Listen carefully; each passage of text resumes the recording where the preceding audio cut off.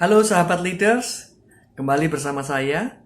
Hari ini saya ingin sharing kepada Anda tentang leadership mindset to face struggle. Mindset seorang leader untuk menghadapi struggle, menghadapi pergumulan, menghadapi krisis atau apapun yang berat di hadapannya, begitu. Nah, semoga apa yang saya sharingkan ini berguna buat Anda semua di dalam menghadapi krisis maupun menghadapi tantangan-tantangan yang perusahaan kita sedang hadapi. Ada dua mindset dikatakan oleh sebuah buku Leadership and the Art of Struggle oleh Stephen Snyder. Ada dua mindset, yaitu reflective mind dan automatic mind. Apa itu? Automatic mind berbeda dengan reflective mind. Tetapi keduanya ini perlu kita satukan sehingga kita menjadi lebih bijak di dalam membuat keputusan. Saya akan mulai dengan automatic mind. Automatic mind ini dikatakan automatic mind seperti autopilot. Sehingga ketika ada sesuatu terjadi, kendali ini sudah bisa ditangani oleh secara otomatis, begitu ya. Nah, automatic mind ini disamakan atau diidentifikasikan sebagai pikiran yang cepat, begitu. Automatic mind ini cara kerjanya lebih cepat, mencapai kesimpulan dengan lebih cepat, dan mencapai penilaian-penilaian dengan lebih cepat. Namun demikian, automatic mind ini juga seringkali prematur karena keputusan-keputusannya atau pemikiran-pemikiran yang keluar itu sangat cepat sekali, begitu. Nah, karena apa kok bisa cepat begitu? Karena dia menyimpan semua pengalaman di dalam pikirannya, sehingga ketika sesuatu terjadi yang mirip dengan pengalaman di masa lalu, maka dia langsung mengambil judgment, mengambil penilaian, mengambil keputusan pada saat itu dengan cepat, begitu.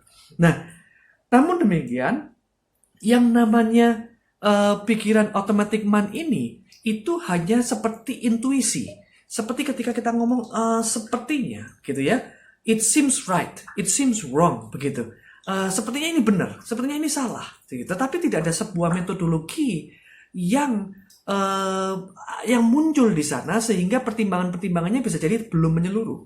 Oleh karena itu, seorang leader diperlengkapi dengan satu lagi pikiran, yaitu reflective mind. Tadi automatic mind, sekarang reflective mind. Reflective mind berbeda dengan automatic mind. Cara kerjanya lebih pelan. Oleh karena itu, automatic mind menganggap ketika melihat cara kerja yang pelan, automatic mind langsung menindaklanjutinya, begitu ya. Karena reflective mind dianggap malas, begitu. Nah, tetapi yang namanya reflective mind ini berpikir dengan menggunakan metodologi. Ketika ada sebuah masalah, pertimbangan-pertimbangan mulai dimasukkan, kemudian hipotesa dilakukan, gitu kira-kira ya. Kemudian ada banyak sekali pertimbangan yang dikumpulkan, informasinya diidentifikasi kira-kira ketika memutuskan A, konsekuensinya apa, memutuskan B, konsekuensinya apa, dan lain sebagainya.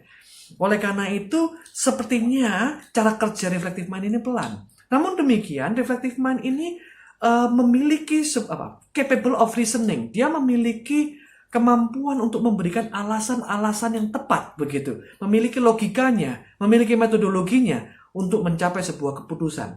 Oleh karena itu, reflective mind ini dengan menggunakan metodologi yang ada ini biasanya bisa menantang asumsi-asumsi yang dimiliki oleh automatic mind. Ketika kita sudah memikirkan sesuatu tentang A, begitu, kemudian reflective mind ikut campur, iya ya, sepertinya dengan pertimbangan ini, pikiran yang A tadi bisa berubah, begitu, menjadi B, begitu. Oleh karena ada tindak lanjut dan ada asumsi-asumsi yang perlu dibenarkan lagi, yang perlu diakuratkan lagi. Dengan demikian, reflective mind ini bisa memberikan alternatif solusi yang sedemikian banyak dan bisa jadi lebih detail dan juga ada konsekuensi masing-masing. Ada pertimbangan masing-masing. Oleh karena itu, reflective mind ini sangat objektif biasanya. Analisanya, cara berpikirnya, pertimbangannya, gitu ya. Oleh karena itu, seorang leader perlu memiliki keduanya.